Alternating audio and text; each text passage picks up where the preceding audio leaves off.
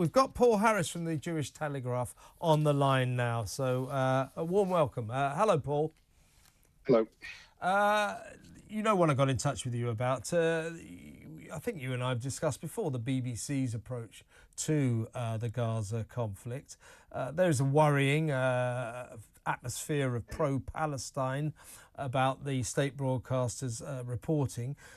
But it has now been revealed there's an organisation called BBC Arabic. It's kind of a radio service. It has reporters out there.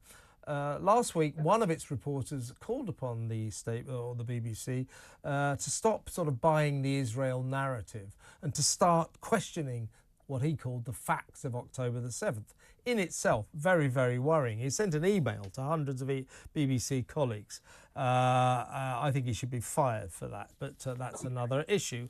It now emerges that since October the 7th, BBC Arabic has been responsible for 80 serious errors, serious mistakes in its journalism, for which the BBC has been forced to apologise and correct. This means these egregious mistakes, all of course anti-Israel, are coming in at the rate of one every other day, once every 2 days. This is extraordinary, isn't it? How can the BBC claim to be unbiased when this is going on? This is nothing new. It's come to the fore since October the 7th. We've heard more and more of these anti-Israel, pro-Arab broadcasters who have clearly have an agenda against Israel. And the BBC bleats about doing something about it, about its impartiality.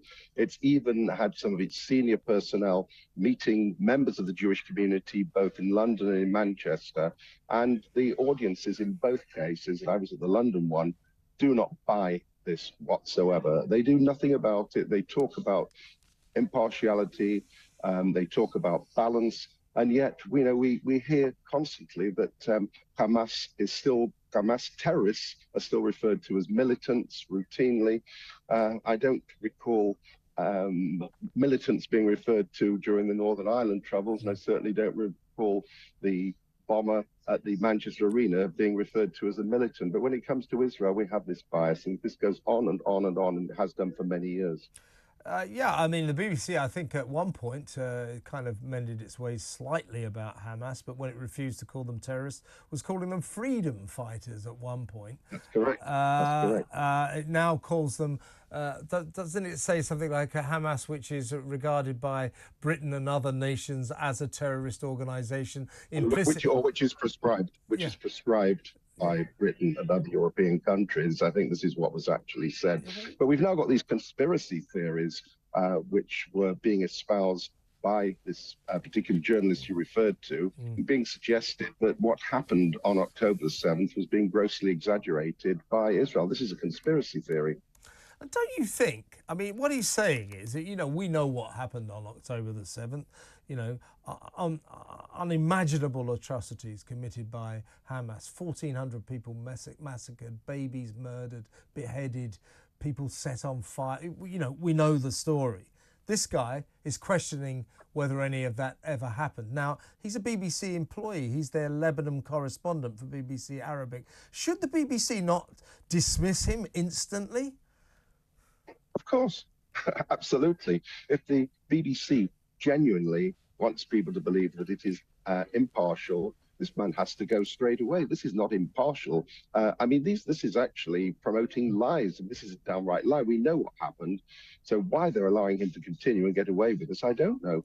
Yeah, his name is Rami Ruhaim, and he urged his fellow BBC journalists to question the facts, and I put the facts in quotes, obviously, of October the 7th. And do you remember early on in the conflict, after Israel had rolled in, that a set of its journalists, who were clearly locals, were filming I think it was an incident in a hospital somewhere, and they were all, they were sort of obviously injured people and babies and all that, a horrific scene, and they were all sobbing.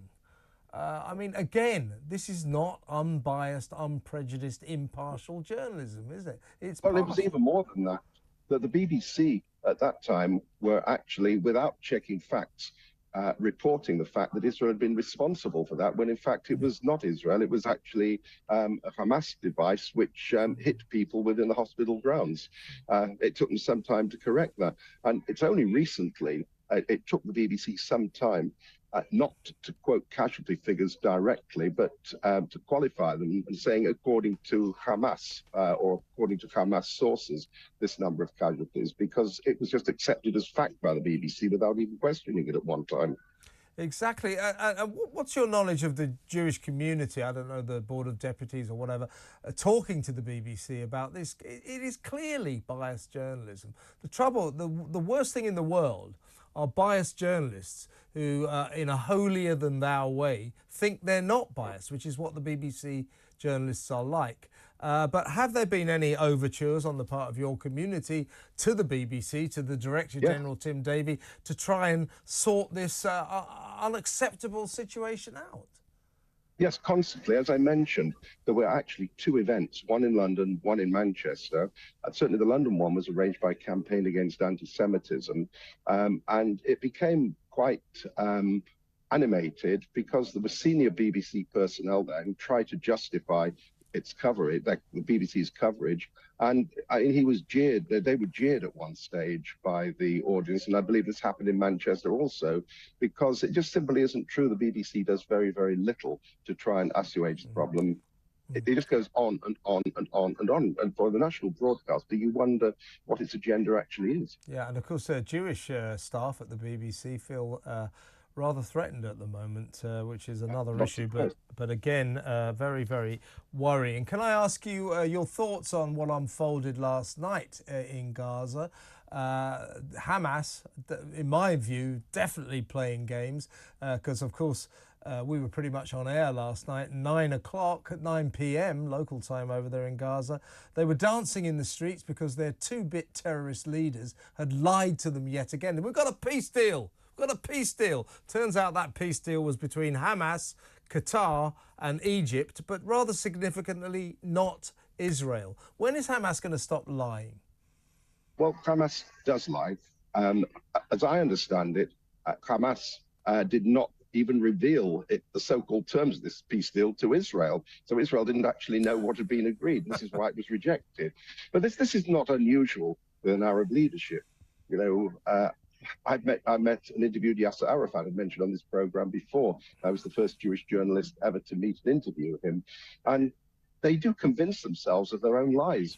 And they are bellicose. It suits them to have this trouble, these problems. It really suits them because the people are behind Hamas in that sense.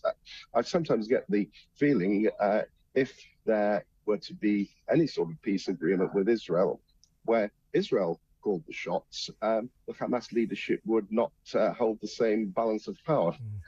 Indeed. Now, Benjamin Netanyahu, I think it was quite right to do, or he's quite right to continue his campaign to destroy Hamas, a bunch of murderous thugs. Yeah.